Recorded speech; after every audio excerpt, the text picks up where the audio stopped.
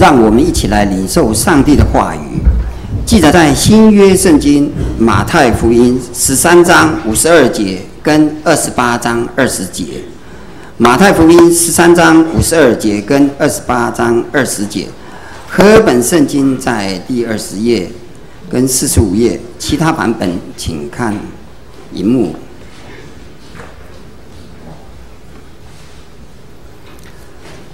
13章52节，凡文士受教做天国的门徒，就像一个家主从他库里拿出新旧的东西来。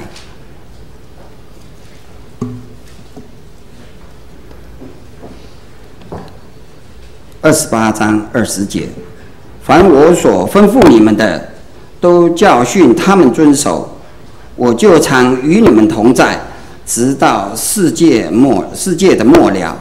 以上，我们请本堂的陈牧师来讲道，题目是迦南文化5创新。我们同心来祷告。慈爱的父神，我们向你献上感谢，差遣你的爱子耶稣基督道成了肉身，来到我们当中，成为我们世人的盼望救赎，也成为我们的倚靠。主，我们恳求你今早主日再次赐下恩典。主，我们也特别为着在寒冷天气当中身体遭遇病痛的兄姐来祷告，也为着年长者来祷告。求主你的宝血洁净遮盖这一群软弱的弟兄姐妹，扶持他们，主要让他们的身心灵得到坚固刚强。也求你开通我们的心，开通我们的耳，让我们能够从你的话语得着智慧，更加明白神你的旨意，成为你受教的儿女。祷告祈求，奉靠耶稣基督的名，阿们。各位弟兄姐妹，大家平安。今天我们所读的马太福音第13章提到了比喻，耶稣的比喻。当我们看到这个比喻当中里面呢，会发现马太福音13章里面有7个比喻，有撒种的比喻、稗子的比喻，有芥菜种的比喻，也有面笑的比喻，有买一块地藏了宝藏的地，有变卖一切买了珠子的比喻，以及最后一个就是将网中所捞的一切的水族鱼把它分开。这7个比喻，若是加上我们今天所读的52节，就是一个文士受教的文士，从自己的家里面，好像一个主人从自己的家里面拿出新旧的东西出来，这样可以结合成8个比喻。而这个8个比喻呢，我们可以把它分类来归纳。第一类呢是撒种类的，就是撒种的比喻，一个种子落在4个地方。它对照的就是撒稗子的比喻。这个比喻呢，在比喻的就是指到当耶稣基督的福音传开的时候，就如同那颗种子可能会落在不同的地方，人的心会产生4种不同的情况。而在另外一种可能，除了人心以外，还有一个就是来自于仇敌的恶者的攻击，他在麦子里面撒下的稗子。而耶稣说，这些稗子不急着收割，要到末后日子才要把它露出来。这是第一类撒种类的。第二类呢，增长类提到了，当这个福音会使人带来生命的成长，甚至是教会的成长，上帝国度的扩展。而这一类的成长呢，耶稣用2种来对照，一种是芥菜种。芥菜种本来是所有的种子里面最小的，但是它能长成一棵大树，甚至有各样的鸟类都来停歇在上面。但是要对照的呢，却是指这个面笑的比喻。这面笑呢，放在3斗的面团当中，一夜之间就发了起来。对照的是这个芥菜种子，它花了很多的时间，很多的年岁，慢慢长成一棵大树。但是呢，在这个生命成长当中，有人可能想要超捷径，有人想要走小路，所以寻求快速的方法，以至于在这天国生命当中，虽然快速的生长，但却不坚固。第3类呢是买卖的比喻，一个是买了一块地，因为这个地里面藏了一个宝藏；而另外一个是一个生意人，他变卖了一切所有去买了一个珍珠。耶稣并没有在这比喻当中做很清楚的解释，但是如果按照前面2个都是对照的来看，这个买了这一块地，是因为他发现为了这个天国，他愿意付出代价，变卖他一切所有的，去买下了这一块地。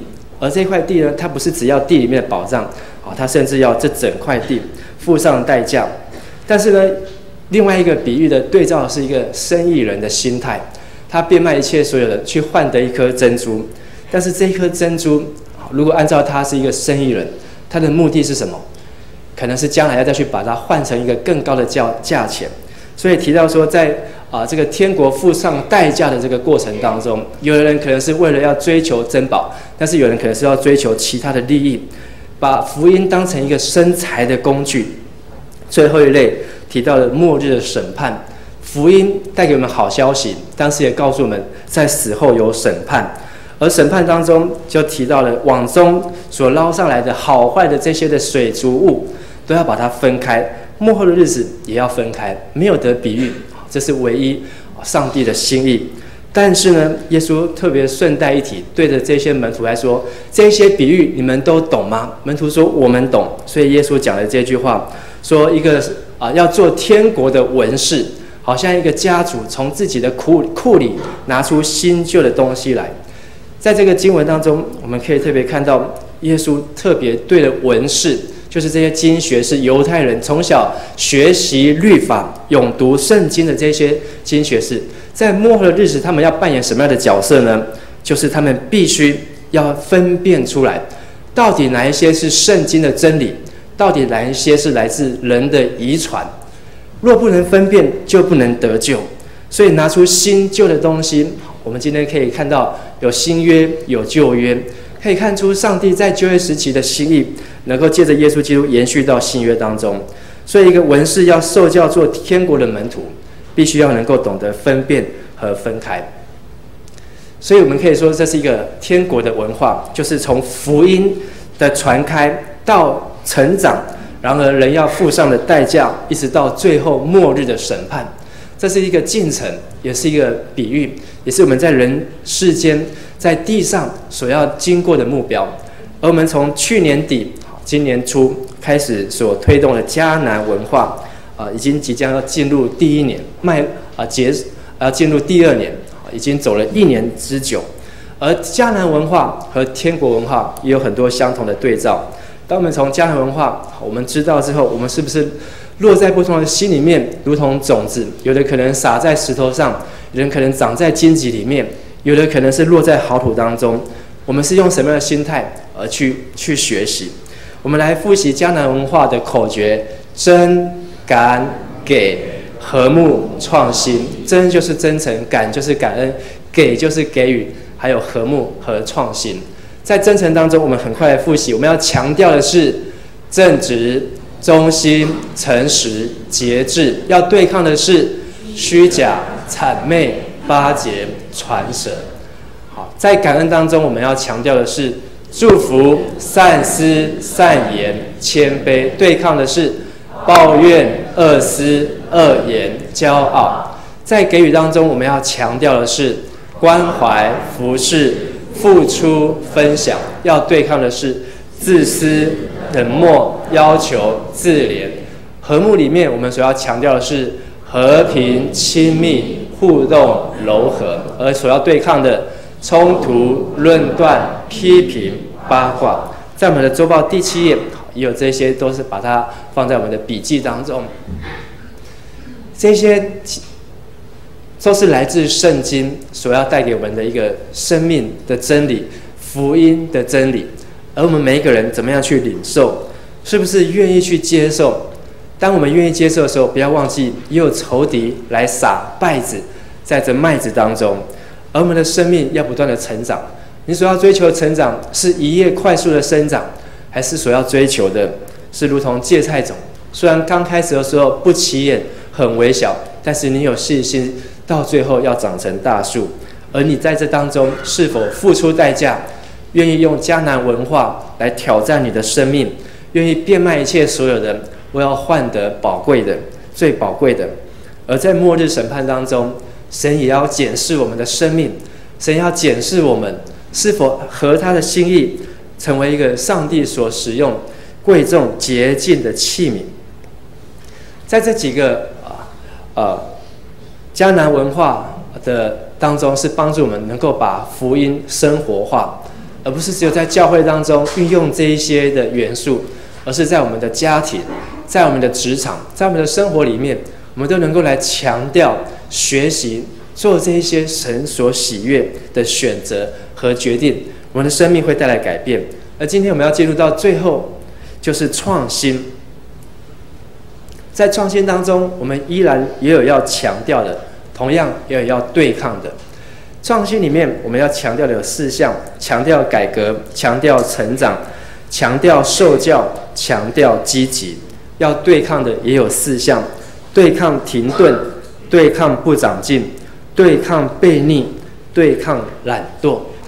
可能在周报上面你没有看到有列出来，但是在我们的大纲里面，在我们的默想里面，你可以找到这4个强调和4个对抗。首先，我们来看第一个，强调改革。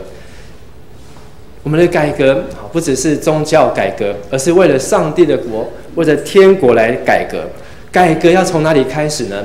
改革从我们的信心开始。为天国改革从信心开始。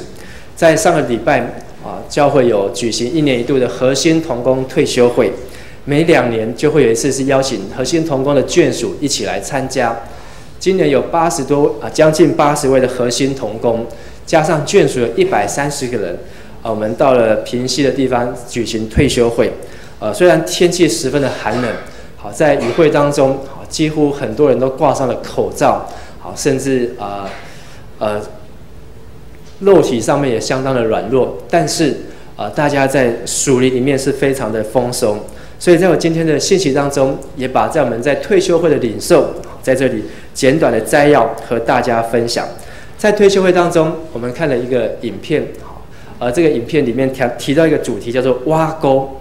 这个挖沟在郑牧师在主日信息当中也曾经分享过，是来自于列王记下第3章。而这是来自于一个非常年轻的牧师31岁，叫做 Stephen Furtick。这个 Stephen Furtick 这个牧师呢，他26岁就建立一间教会。刚刚开始的时候呢，这个教会加上他只有7个家庭，由7个家庭才组成。但是呢，第1年他们有100多人，第2年他们就增长到1000多人。而经过了5年，他们的教会如今的聚会点加起来已经有超过8000人，所以他们在全美当中是排名10大增长最快的教会，非常的年轻。他提到了一个信息，就是大胆的相信。他引用以利沙，当他面临3个王，北国有这个3个王要联合去攻打摩押人的时候，他们出去征战的时候，3国的军队遇到了没有水的窘境，他们那时间不晓得该怎么办，只好来求告神人。而以利沙告诉他们，他们要挖沟。而这挖沟所要做的就是一个信心的动作，如同乃曼将军，他要下去这个约旦河进7次，也是一个信心的动作。虽然人不明白，挖沟是否就能够带来水喝，但是呢，让我们看见，虽然不见风，虽然不见雨，但是如同以利沙所说，这一些谷，这一些沟，必要满了雨水，必要满了水。果然隔天就有水来，淹满了遮盖的这些沟，他们就得到水喝，他们就能够面临就能够胜过这次的窘境，而能够顺利的完成他们的任务。所以这次让我们看到，在天国改革当中，我们首先要检视我们的信心里面，我们的信心是否愿意相信，在上帝所要带领我们人生当中，我们接受上帝的话语，在创新的里面，我们信心是否愿意相信？在我们的教会，在我们的每年的合会手册，在退休会，还有我们核心同工研习会当中，我们都有列出了教会的使命、意向、目标、策略。而我们教会的在明年度有一个主题，是配合总会的主题，叫做“疼惜国家台湾，遍传基督福音”。我们来念一次：“疼惜国家台湾，遍传基督福音”。就是要爱我们的国家，爱我们台湾，并且能够遍传耶稣基督的福音。而教会年度的主题就是无愧的良心，沟通的艺术。而教会的意向、使命一直是对内是祈祷的教会，对外是什么？宣教的教会。我们有对内的目标，对外的目标，同时有透过这些策略目标的明细。其中有一点是提到我们的主日平均出席人数。这个主日呢，就是指参加礼拜，包括我们的华语礼拜，包括我们的台语礼拜，还有包括我们在周六的周六礼拜，3场加起来要能够达到多少人？580人，达到580人。如果加上主日学，要达到多少人？680人，680人，这是我们的目标。有没有信心达到？这个信心达到，不是只有牧师的责任，不是只有长子的责任，不是只有核心同工，而是每一个人。好，若少了你一个人，580个人少一个，会不会差很多？不会。好，但是如果每一个人都是这样的心态，那就真的会差很大。我们是否有这样的目标，能够看见我们愿意来改革我们的信心？我们的聚会人数要突破580，若加上来参与主日学的学生，要达到680人。这是我们第一个要改革的信心。第二，确实的固定奉献，确实的固定奉献要达到65%，换算成数字就是377人。我们是否有信心达到我们是能做到固定的奉献？其实这个奉献的标准的门槛，按照圣经来看，我们还是稍微比较宽一点。好，我们不是采用11的奉献的标准，好，也没有说是写约定奉献的标准。好，我们是用固定奉献，固定奉献。我们是否有这样信心，说主啊，在未来1年当中，帮助我能够固定的奉献？有377个人愿意在教会当中固定来奉献，这是我们所要努力的目标。当我们有了一个革新的目标、改革的目标，而我们要对抗的就是停顿。是否这些目标我们达到之后，我们就不需要再长进了？这些目标达成之后，我们就以此为满足了。所以有一个默想，你在什么样的事上老是在这样的事上停顿？不一定是主日的出席，不一定是只有固定的奉献这样的事上，但是什么样的事情，可能你已经停顿很久，你可能已经很久没有来参加祷告会，你可能已经很久没有来参加团契小组，你可能已经很久没有带人决志，带人来教会，没有参与服事，你停顿了吗？请你从你的信心开始来改革。第二，我们要成长，要强调的是成长。向着天国来成长，如同芥菜种子一般生长起来。怎么样成长呢？首先要成长，就是从真理来奠基，向天国成长，从真理奠基。在退休会当中，我们也有看到另一段影片，叫做《接受艰难的呼召》（Tough Calling）。艰难的呼召，在这个影片当中是一个记录式的影片。是让我们非常的感动。他提到了一个美国的一个牧师，他去到伊索比亚做研究，他看到伊索比亚这个国家在迫害当中，基督徒大受迫害，不准公开的聚会，而且不准拥有圣经，所以在那边要成为基督徒是非常的辛苦，非常的艰难。而这个美国牧师他去到那个伊索比亚的地方，遇到了一个刚刚从这个监牢当中被放出来的一个伊索比亚的牧师，叫做塔德沙艾萨。这个塔德牧师呢，他刚刚被毒打一顿，被关了出来，而且呢，他还被接上电，要用电刑来去致死他。结果上帝救了他，他没有被电死，反而是整个城里面都停电了。这样子接连几次之后呢，他被放了出来，他就遇见了他就问他说：“你要去哪里？”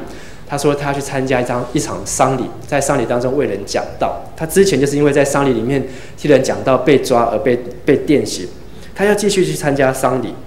然后呢，这个美国牧师听完之后很感动，说：“哇，你好有信心，继续往前。说我们美国基督徒正为你们祷告，为你们祷告。”结果这个非洲牧师呢，反而对他说：“你们为我们祷告，我们也正在为你们祷告。”我们这些非洲人也为你们美国人祷告。他说，他这个牧师就很好奇，你为我们祷告什么呢？他说我们呢，好，听说好，在美国的基督徒，好都不祷告，但是在我们的非洲啊，我们如果一天不祷告，在伊索比亚一天不祷告，我们可能就没办法活到天黑。然后呢，我们听说在美国有很多的教堂，有很多这个盖得很漂亮的教堂，但是呢，美国人都不参加教会，都不聚会。在我们伊索比亚这边，我们没有办法盖教堂，可是呢，我们聚会呢都必须要摸黑，半夜2、3点聚会，而且要选在那个山谷里面，好，在旷野里面，在那边聚会，好，因为你公开聚会可能就会被抓，好，被判刑。第三呢，我们听说美国人有很多的圣经，这圣经呢有各种样式的，有金边的啊，有皮的啊，有拉链的啊。好，甚至还有很多排版，很多种翻译。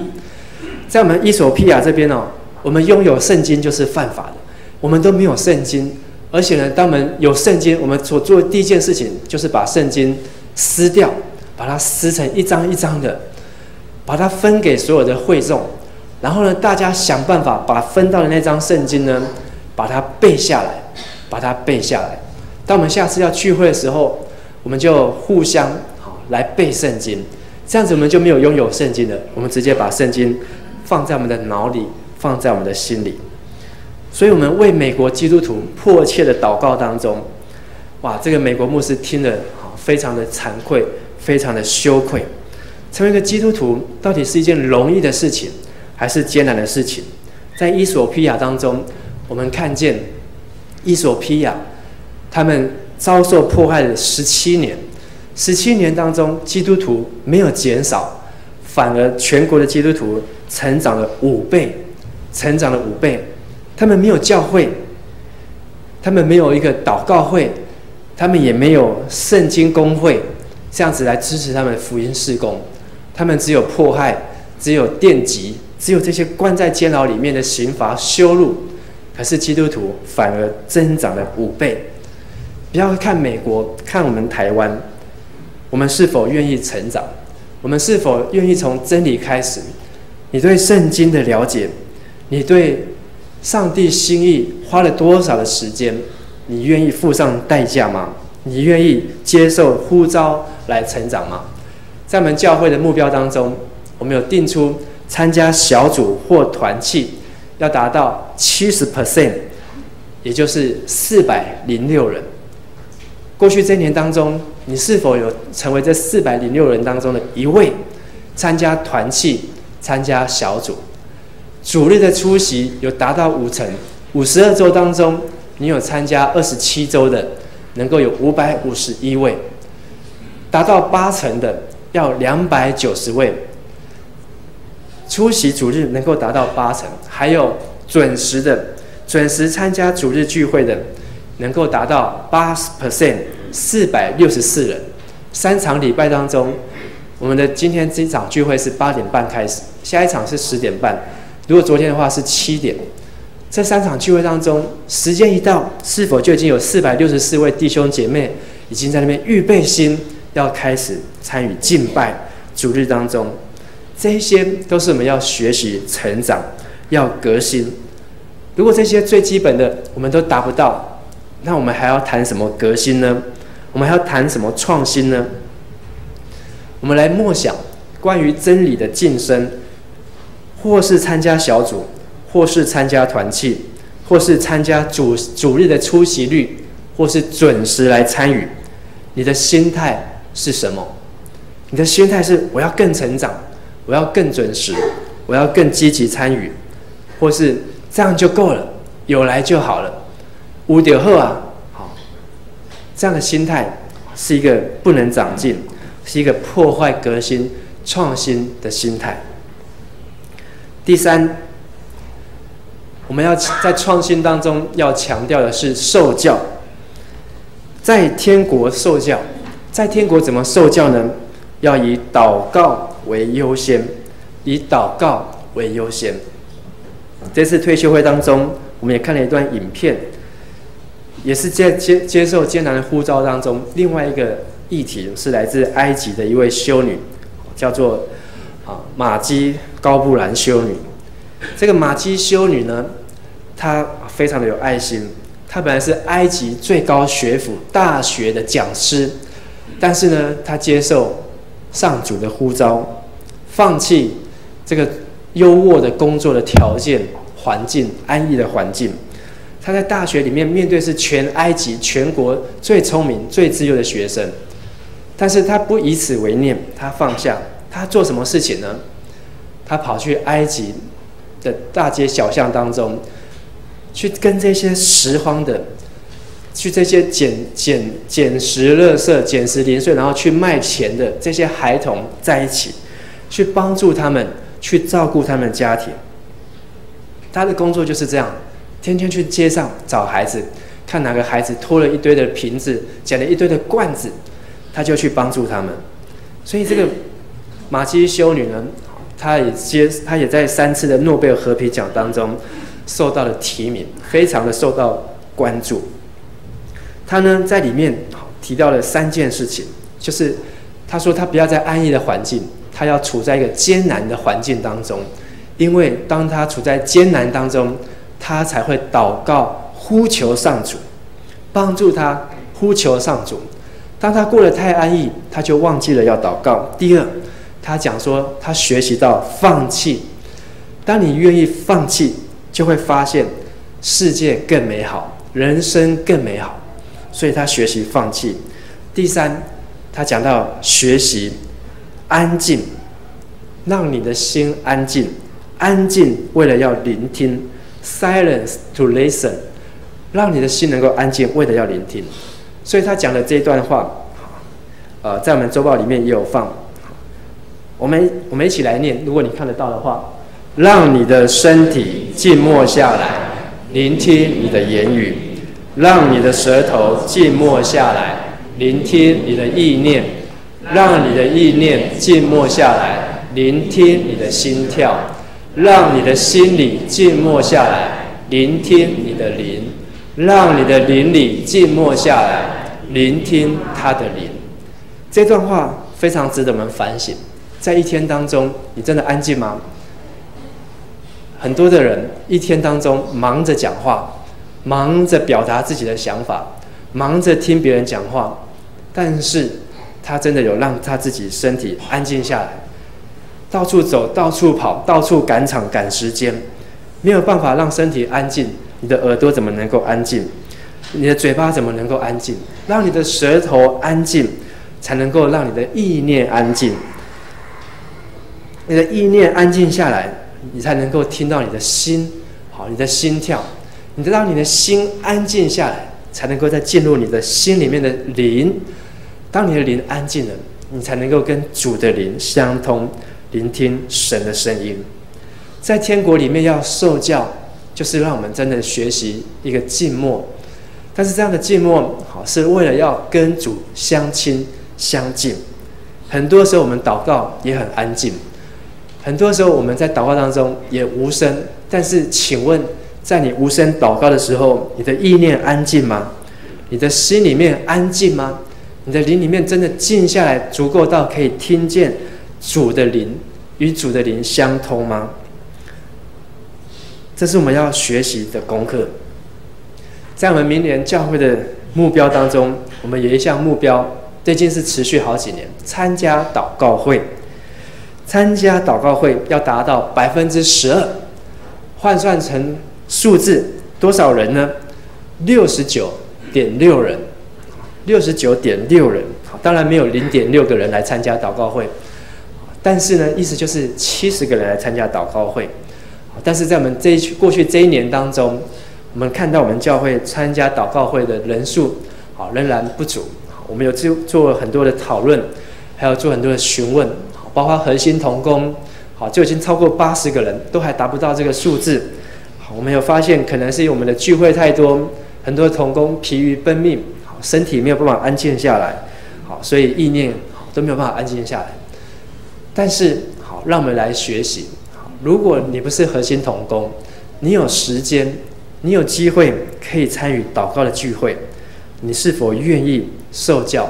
或是你有机会向神祷告的时候，你是否愿意安静下来，为的是要聆听 ？Silence to listen。你是否愿意放弃在世界上的一些权利，而来选择上帝在祷告当中要赐给你的美好？你是否愿意选择艰难的路来走，以免你在安逸当中就忘记要祷告？我们来默想，在你祷告完之后，你有没有悖逆？你知道主的心意，但是你却不能顺服，悖逆不听。我们要强调，我们要受教，但是我们要对抗的是一种悖逆的心，愿意接受、顺服、受教的心。最后，天国我们要强调的是一个积极。迦南文化要强调创新是一个要积极，如同天国要来到一般的积极。我们看见在天国的当中，很多上帝所种的器皿都是相当的积极。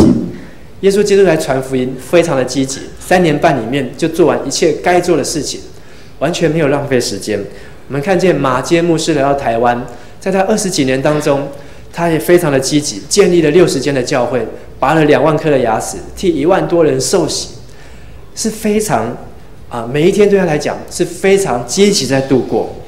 这些人，他们在天国当中扮演了相当重要的角色，而我们是否愿意积极来承接101的使命？在今年当中，应该从去年，从总会到中会到教会，我们都发出了101的呼吁。天国的福音，我们要传好消息，最根本的方法不是办什么大型的布道会啊、医治特会啊，而是来自于一个带一个，一个带一个。但是在积极当中，我们是否有一个愿意谦卑？谦卑，我们在退休会当中，我们听到了谦卑的功课。谦卑是什么？谦卑就是愿意牺牲，愿意牺牲。谦卑就是为了愿意服务别人而约束自己的力量。你愿意去帮助别人，为了去服务别人，约束自己的力量，限制自己的能力，是一种谦卑。所以当我们要谦卑，必须要有行为，没有行为的信心就是死的，没有行为的信心就是死的。有的人他很有信心，有很多的意向，很多的梦想，可是有好的构想不代表我们是一个有意向的人。有好的梦想却没有行为，有信心没有行为，简单说就是在做白日梦。所以意向和白日梦的差别在于，我们把上面这行字蓝色字起来念一次。意向和白日梦的差别在于有胆量凭信心采取行动，在于有胆量能够凭信心来采取行动。若不行动，这些意向它就化成白日梦、公办嘎，只不过在说梦话，只不过是一个无稽之谈。在明年，在我们看的影片当中，有这个刚才这个 Stephen Furtick 这个牧师，他提到很多的时候，在他的信心里面，其实他并没有100%的肯定上帝对他说什么。他的信心好像这个天秤、天平一样 ，yes or no， 东或西，左或右，他不晓得。但是呢，他说他怎么样判断呢？他常常就是在他的信心达到了50-50之后，只要超过了51%、52%，他就行动了。他不会等到说一定要99%，或是完全100%，上帝已经完完全全的告诉我很清楚之后，他才行动。所以他常常很积极的、很主动的去做各样的福音的工作，去建造教会，帮助弟兄姐妹。所以可以看见这教会很积极的在成长，很积极的在生长。所以看到他们教会聚会的影片，上网去看一下他们教会聚会的影片，哇，他们真的是非常的热情，非常的积极。我们在我们教会当中，明年也有很多的目标，我们是否能够展现出我们的积极？至少带一个人来教会，有20%的弟兄姐妹，也就是有116个人，在一年当中至少带一位来参加聚会。你愿意吗？我们今天坐在这边聚会就已经超过116个人。如果每一个人都愿意，我们很快的我们就达到这个目标，不用等到年底，我们可能很快就可以达成。第二，至少向一个人传福音。580个人当中有58个人，每个礼拜参加礼拜有58个人愿意去向人讲福音4部，愿意用满福宝，愿意用4律带领人家来相信耶稣，分享福音的好消息，讲见证，谈福音。58个人愿意，我们就达成目标。你愿意在这件事情上面表现出你的积极吗？至少参与一种侍奉435个人，至少参与一种侍奉。侍奉部有我们统计，我们教会很多人都有参与侍奉，300多人，将近400人。而参与侍奉当中，有的人参与不止1项，有2项的，有4项的，有7项的，甚至最多还有超过10项的。但是很可惜的是，有人1项都没有。所以我们要看的不是那10项的，要看的是那个0项的，还没有开始服事的人，能不能积极的参与服事，参与志工大队，或是领有志工手册，都有我们所要设立的目标。你是否愿意积极来接受回应和挑战？默想对101的这样的挑战，教会所给我们的目标，如果以上我刚刚所说的你都愿意认同，欢迎你参加在迦南教会。如果你不认同，那我们继续为你们祷告，希望你能够认同迦南教会的意向，认同迦南教会的目标。否则你在这个教会做礼拜，在这个教会出入，却和这教会的使命和这教会的意向目标没有连结，你怎么能够说你是迦南教会的会友呢？你是否愿意对抗懒惰而积极的去进行？结论来看，今天我们所读的马太福音28章20节，耶稣说：凡我所吩咐你们的，都教训他们遵守，我就常与你们同在，直到世界的末了。这个世代即将要过去，我们的人生昙花一现，我们要做出一个选择，就是我们是否愿意回应主的大诫命，主的大使命。迦南教会的意向、使命、目标，或是我们所推动的迦南文化，都是来自于圣经，都是为了帮助我们弟兄姐妹能够更容易、更准确、更实际的把神的话落实在我们的生活、生命当中。希望我们每一个人都能够回应这些目标挑战，从今天开始能够愿意去达成，能够有所改革，有所成长，为着天国改革，向着天国成长，在天国里受教，如同在天国一般积极来做，来服侍神，服侍人。我们同心来祷告。慈悲我们的父神，我们感谢你，让我们迦南教会能够拥有教会的使命，拥有教会的意向，能够拥有教会的目标、教会的策略。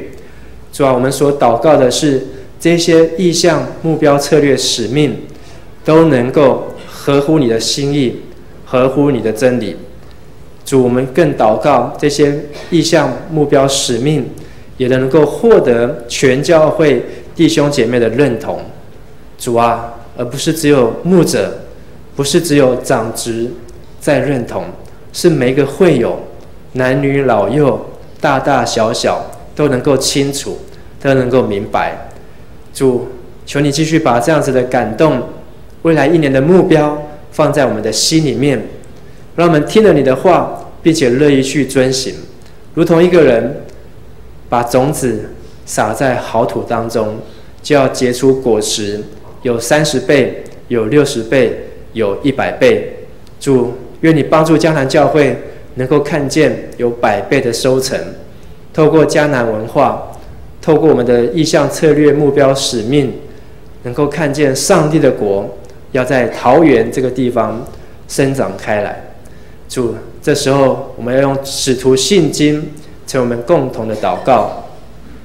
我信上帝，全能的父，创造天地的主。我信主耶稣基督，上帝的独生子，因圣灵的感孕，由童贞女玛利亚所生，在本丢彼拉多手下受难，被钉十字架，受死，埋葬，降在阴间。第3天从死人中复活升天，坐在圣父的上帝的右边，将来必从那里降临，审判活人死人。我信圣灵，我信圣而公之教会，我信圣徒相通，我信罪得赦免，我信身体的复活，我信永生。阿们。